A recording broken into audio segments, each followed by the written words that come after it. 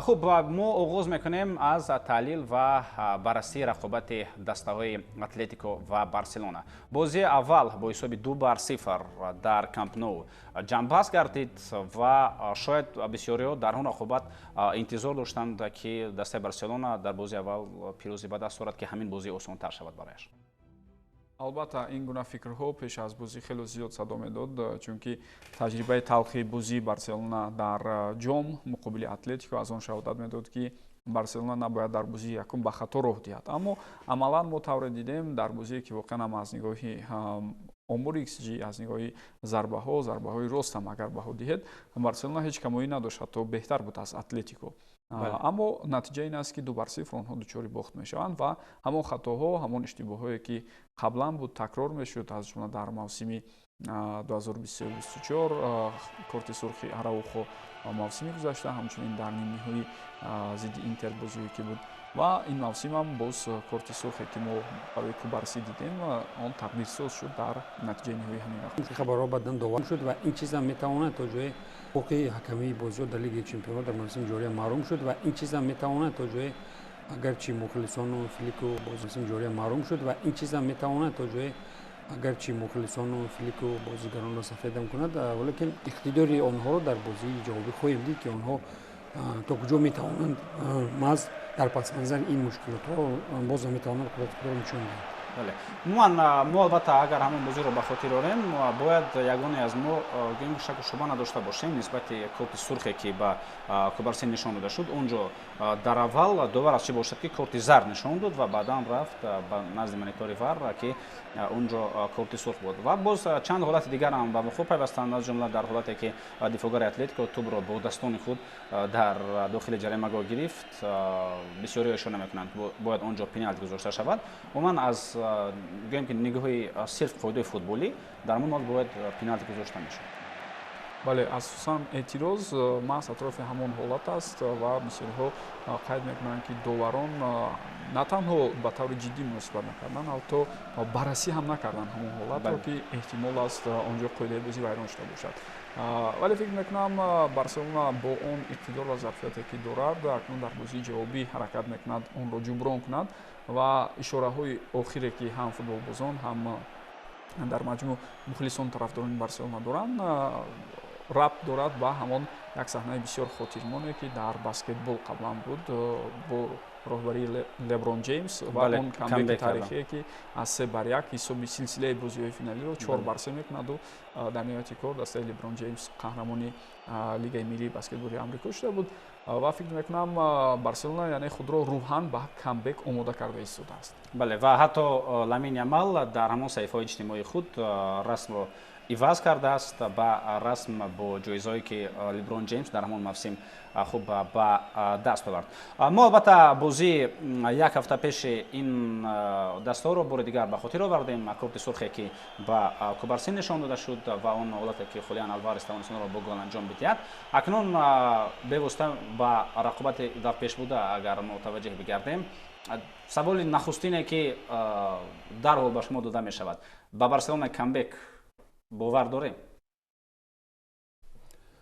рости боварии ман камтар аст, зеро ки нисбати барселона камбек зиёд шудагӣ аст, вале ки барселона худ мо шахсан ман ёд надорам ки дар куҷо камбек карда бошад. мо дар худи ҳамин Лигаи Чемпионҳо агар ба ёд биёрем, дастаҳои зиёде буданд ки зидди барса камбек карданд ва омилҳои зиёде ҳам вуҷуд доранд ки барои камбек кардани барселона боварӣ камтар шавад.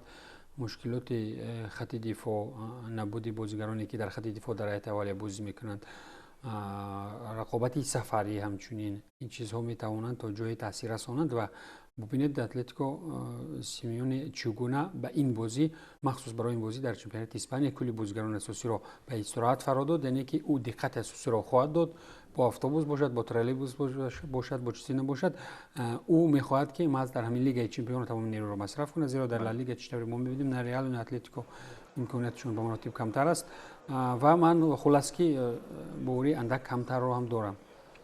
рости ман дар عموم اگر بگیریم از بازی که فلیک آمد تحلیل ها نشون میدهند که کامبک ها زیاد شد با اشتراک این مربی و خودی بارسلونا. اما بیشتر این کامبک ها در لالیگا بودند.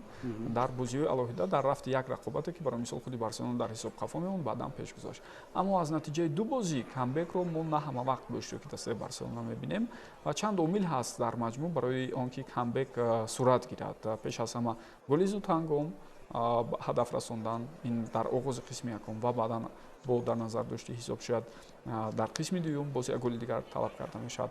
اما از سوی دیگر مشکلات کادری که خودی بارسلونا دارد اعتماد و باوری رو به این تیم کمتر میکند. یعنی ببینید که پاو کوارسی کارت سرخ دارد، دیونگ با پراگی تیار نیست و رافینیا همچنین اوسیب دارد. از این سبب همین عامل ها هم تا جای اعتماد و باوری رو با بارسلونا کمتر میکنند.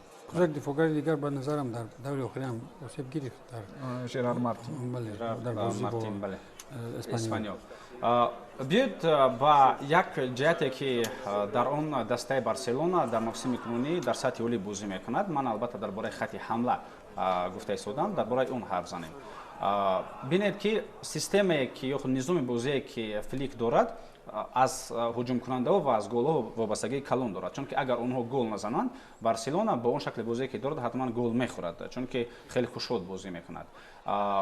در اینجا نقش رافینیا با سطح اول میبرد. نخود که نبودن یک فوتبالباز برای چنین دسته مثل بارسلونا که فوتبالبازان به همتا دارد چنین تأثیری بدی داشته باشد. نخود بارسلونا از یک نفر چنین وابستگی کلان داشته باشد.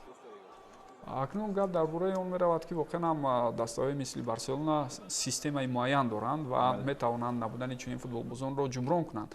اما گپ در سر این است که از حد زیاد یک کنار فاول است در بارسلونا. اگر مثل لامین یامال بر نفر دیگری میشد که کم هجوم ها از این کنار هم صورت میگرفتند، این میتوانست توازن رو با وجود آورد. موسم گذشته همون بازی جوابی با اینتر رو به خاطر بیارید، همه هجوم ها حتی در شب روزی که خودی رافینیا در میدان بود توسط یک کنار صورت گرفته است. ما میخواهیم میونه یک نفر است، دو نفر است، سه نفر است یا بسیار نفره شده پیش لامین یامال رو گرفته میتوانند. چند نمونه خوب هم هست در این بین، ولی وقتی یک کنار کار نمیدهد کنار دیگر هم باید فاول شود. ما همین چیز رو ندیدیم. در بازی یکم رشفورد برای مثال در برگشتن به قفا در کار پرسینگ اشتباهات زیاد داشت و با فکرم امشب او رو در هیئت اولیه نمیگذارد مربی. ممکن اگر فرمین لوپس در کنار بازی کند او کمکش زیادتر رسد نظر به رشفورد در چنین بازی. و البته چیزی که شما بالاتر گفتید این استفاده بردن از امکانیت ها است. در همون بازی هم اگر امکانیت ها رو بارسلونا استفاده میکرد که میدوند حتی بعد کارت سرخ هم ممکن یک بر یک میشد و بارسلونا حتی بعد کارت سرخ گرفتن هم بهتر بود. و عموما این بازی های بارسلونا و اتلتیکو رو اگر ما قیاس کنیم اون بازی که در لالیگا بود و این بازی که در لیگ چمپیون ها بود، اون حالت برعکسه که کارت سرخ گرفت فوتبالباز دسته اتلتیکو در لالیگا و در اینجا کارت سرخ کوبارسی. بازی ها یعنی خیلی مانند هستند. اونجا اتلتیکو بهتر از بارسلونا بازی میکرد در لالیگا، کارت سرخ گرفت، بعد از اون بازی بارسا بهتر شد. اینجا بارسلونا بهتر بود در نیمه اول، کارت سرخ گرفت و حتی بعد از کارت سرخ گرفتن هم دسته مذکور در سطح عالی بازی کرد. یک مسئله دیگر اون است که اگر برای مقابل اتلتیکو بعد از حساب 2-0 دسته که تواند کامبک کند، شاید این از بارسلونا باشه، شاید دسته دیگر به این قادر نباشد. اونه که دسته بارسلونا در خود اسپانیا بازی میکند، برای دسته مذکور در سفر هم باشد، برای دسته مذکور کمی برتری میدهد به فرق از اونه که برای مثال میتوانست به انگلیس رود یا به آلمان یا به کشور دیگر. ما فکر میکنم که چرا برای دسته سیمیونی این حال راحت تر است بازی با بارسا، هرچند که بارسا امکانات خوبی کامبک کردن رو دارد. خود همین موسم زیاد رقابت رو دایر کردند و علاقه اموخته است همون سیستم رو با پرگی اگر نه با میشه 80% علاقه اموخته است. ما میگیم بازی با بازی اگر ما مشاهده کنیم در لالیگا در دو بازی نخست چگونه اتلتیکو شکست خورد و بعدا در جام اسپانیا ببینید چگونه علاقه درس گرفت از زمان شکست ها. همین زیاد که بازی میکنند با یکدیگر، اینها یکدیگر را میآموزند و سیمیونی تجربه غنی که دارد.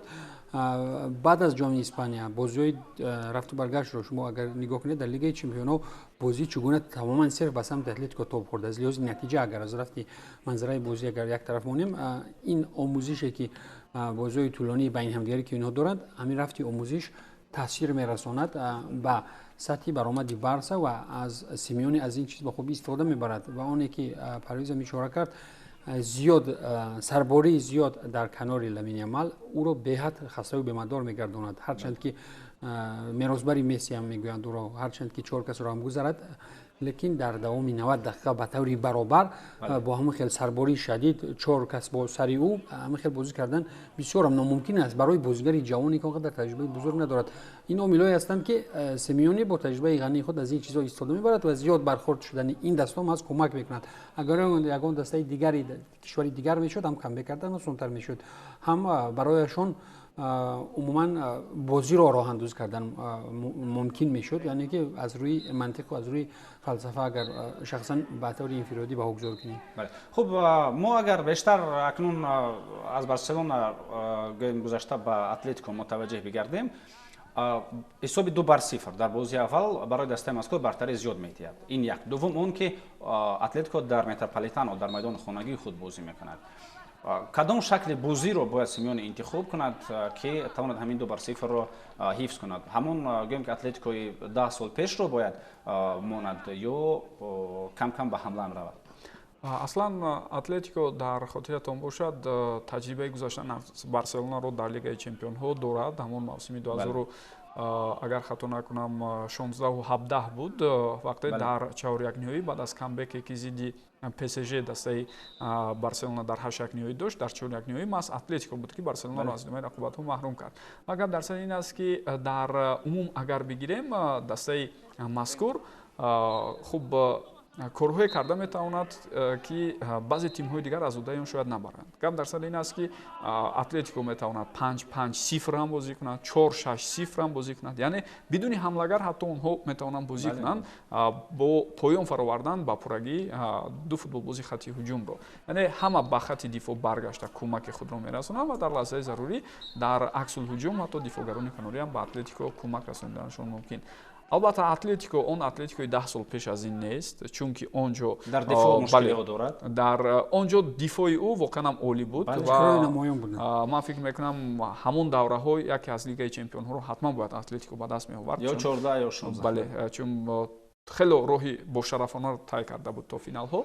و بعدا اکنون وابسته به حالت حاضر اگر ما اهمیت دهیم، ببینید مارک پوبیل با احتمال زیاد در این دیدار اشتراک نمیکند، یعنی یکی از دفاعگران مرکزی. دفاعگر دیگری مرکزی دیوید گانسکو در بازی گذشته آسیب گرفته بود، حالا معلوم نیست که تا کجا او صحت سلامت میشود. و مهمتر از همه دروازه‌بان اساسی اتلتیکو یان اوبلاک هم با احتمال زیاد ممکن در این بازی هم اشتراک نکند، هرچند او صحت و سلامت شده برگشت. پوبیل دقیقاً اشتراک نمیکند چون که او کارت زرد در همون بازی قبلی که گرفت با سبب زیاد شدن کارت زرد در این بازی نخواهد. و از همین سبب یعنی هست بعضی جزئیاتی که با بارسلونا هم کمک کردنش ممکنه، اما از جانب دیگر ما فراموش نمیکنیم که اتلتیکو رو دیگو سیمیونه طوری تیار میکند که اونها مبارز هستند، جان فیدو هستند در میدان و دوی تلاششون بهر اون روانه میشود که همون وظیفه‌ای که مربی گذاشته است اون رو اجرا کند. خب ایمانبک، بعد از گفتگوی پرویز یک سال پیدا میشود که بینید چنین تجربه رو در موسم کنونی دسته اتلتیکو داشت که با پرگی به خط دفاع نشستند. بازی جوابی دور نیم نهایی جام اسپانیا اونها با پرگی به خط دفاع نشستند، 3 گل خوردند، میتونستند حتی گل چهارم رو هم خورند و کامبک بارسلونا رو بینیم. آیا همون بازی برای اتلتیکو درس می شود و دسته مذکور با پرگی به خط دفاع نمیشیند به مثل همون رقابت؟ چون که حالا در دفاع اتلتیکو مشکلات زیادی دارد. دسته ها می توانند همین اگر به خط دفاع با پرگی شیند همین 2 گل رو شاید بارسا در 10 دقیقه اول به ثمر رسانیده تواند، چون این قدرت رو دارد. پس از این نگاه اتلتیکو باید چیکار کند؟ من فکر میکنم که سیمیونی از اون استراتژی که انتخاب کرده از دست نمیکشد. ببینید هرچند که 3-0 هم در بازی جوابی جام اسپانیا بود، ولی دلیل این است که به مرحله دیگر خود اتلتیکو رفت و ببینید در یک مرحله معین وقتی که از اتوبوس دست کشیده بود سیمیونی با مشکلات بسیار مشکل روبرو شده بود و اونجا ما چیزی رو ندیدیم در اجرای دسته اتلتیکو مادرید و برای دست رسیدن به نتیجه از همین استراتژی خوب است. ببینید الکی به جام اسپانیا رفت و در لیگ چمپیونان کلی چیز به خوبی پیش می رود و اگر که بازی گشوده می شود در این حالت هم باز هم با مشکلات بزرگ روبرو می شود و اونجا هم همان دفاعگران هیچ نمی توانند چه از لحاظ سرعت چه از لحاظ دریبلینگ بال یمن بود دیگران روبرو شدن در روبرو شدن مشکل می شود برای آنها. از این لحاظ همون دیوار دفاعی دو قبطه خوبتر است که نیمه حمایتگران تکیهگاه می توانند پایان فرایند برای این دفاعگرانی که از لحاظ تجربه از لحاظ نام هم اونقدر بزرگ نیستند برای آنها کمک نمایند خوبتر است.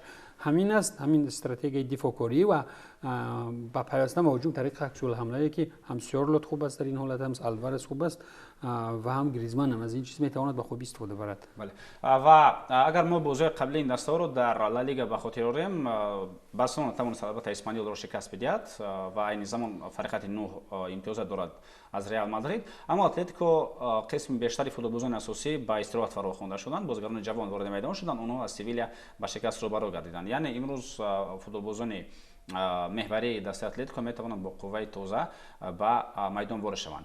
اکنون با هر یک موقع دسته اگر نظر بندازیم در دسته خوب اتلتیکو مادرید در خط دفاع مشکلی هست و در دسته بارسلونا، یعنی اونی که کوبارسی کورتی سرخ گرفت او رو کی میتواند عوض کند؟ در اتلتیکو خوب اونجا اونقدر انتخاب زیاد نیست. پوبیل که اونجا گانسکو است، گانسکو هم موسیب دارد، اونجا با لنورمان لنگلی به میدان با احتمال زیاد وارد میگردد. در بارسلونا کی عوض میکند پاو کوبارسی؟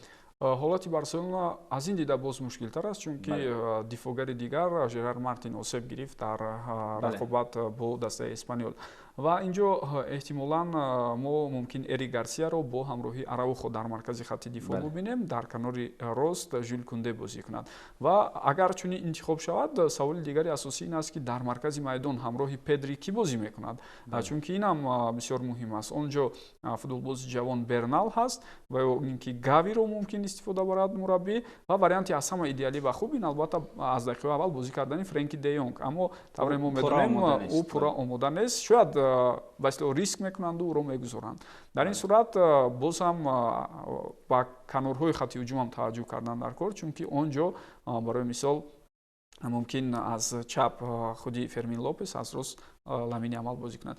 бибинед ки медонед як чизи дигар аст, барои мисол Аргентина дар финали чемпионати ҷаҳон муқобили Фаронса чӣ кор кард? Мавқеи Ди Марияро иваз кардан, яъне аз як каноре ки ҳама одат карда буд, медонист ӯ дар куҷо бозӣ мекунад, дигар кардан ва натиҷа аз ҳамин чиз дар оғози бозӣ зидди Фаронса дар финал ҳосил шуд. Ва шояд агар Ламин Ямалро аз рост аз чап гузоранд, як 15-20 дақиқа аввал дигаргунӣ ба миён биёяд, баъдан ӯ боз ба мавқеи худ баргардад, шояд ин ба Барселона дар камбек кардан кӯмак кунад. Бале. Ва ҳамаи вариантҳоро албатта Парвиз ишора кард ва як чизи дигар, як футболбоз Гави албатта мо метавонад ҳатто дар канори чап ҳам дар ҳуҷум ворди майдон мегардад, агар интихоб сари гӯем ки Фермин Лопес дар маркази майдон шавад. Яъне вариантҳо дар дастаи Барселона гуногун ҳастанд, чунки футболбозони зиёде ҳастанд ки метавонанд мавқеҳои гуногунро маҳкам кунанд ва аз ҷумла худи Гарсия метавонад ҳам дар хатти нимҳимоя, ҳам дар хатти дифои марказ бозӣ кунад, аммо мушкилиҳои кадри дар дастаи Барселона ҳастанд ва онҳо пеш аз ҳама ба хатти